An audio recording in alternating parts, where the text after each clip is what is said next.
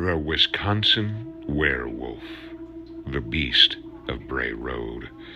The stories go back to 1936, but with a little digging, you'll see they go down much deeper.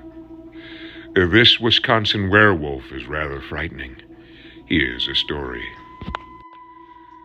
Also known as the Wisconsin werewolf and the dark alpha, this beast is said to be big, 7 feet tall big, covered in fur with large clawed hands and a very canine-like head full of very canine-like teeth.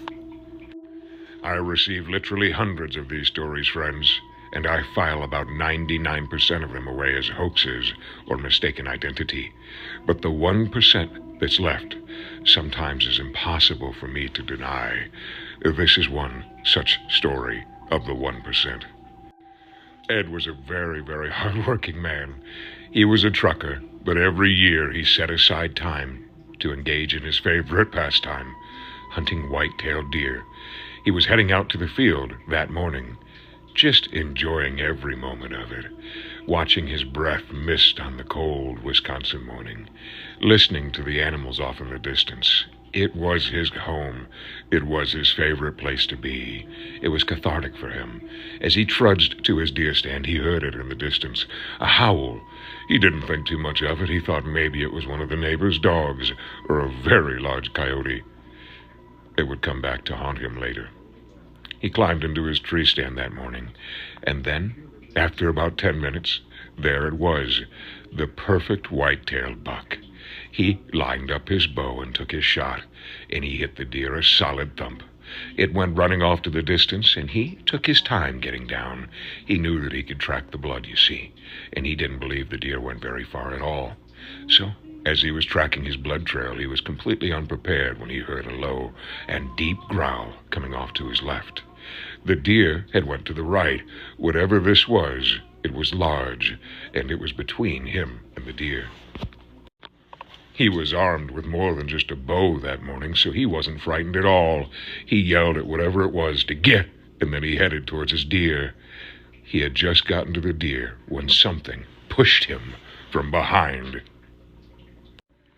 He turned around to see it, an extraordinarily large wolf-like creature, and it stood. That's right, it stood, to 2 legs and its full height of nearly 7 feet.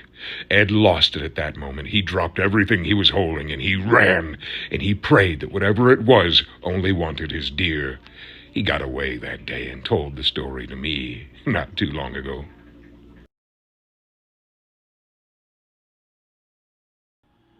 Ed had just been attacked by a werewolf. That's what he told everybody that cold morning. After his horrifying encounter with the Beast of Bray Road, in which he had killed a deer and attempted to claim it, and was, well, let's just say he was interrupted by something. It could only be a werewolf. He went to the local hardware store and told everybody that would listen, and they took him seriously. You see, Ed was not a man of tall tales. If Ed told you something, he was as good as his word. Everybody knew that about him. He was a real salt-to-the-earth type of guy. So they listened, and they said that they would go with him to see what had happened. The attack had happened not 30 minutes earlier, so it was still fairly dark when they arrived. They had their flashlights and their guns. They found Ed's tree stand right away, and the blood trail. Ed did hit a deer, and the blood on the ground seemed frothy, which would indicate that it was a lung shot. So they believed that the deer was just up ahead, right where Ed said it had been left. But it wasn't there, friends. It had been moved some distance away. They tracked it, and it was about 150 feet from the original location. When they got to the area, this is what they encountered. Every man that was there that cold morning says that they heard the very same thing, a deep, low growl. They said that it couldn't have been a dog, it couldn't have been a coyote, it was too deep for that. One of the men later said it reminded him of a lion that he heard once at the zoo. They shone their flashlights, and there it was, the eye shine. They couldn't quite make out what it was, but it was tall, standing about the size of a small donkey, one of the men said. And then it stood up.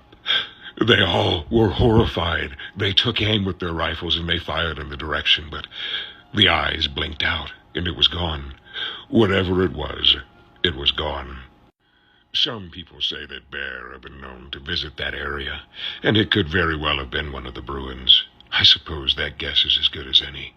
But Ed didn't see a bear. He was an experienced outdoorsman after all, and he said what he saw that day was no bear.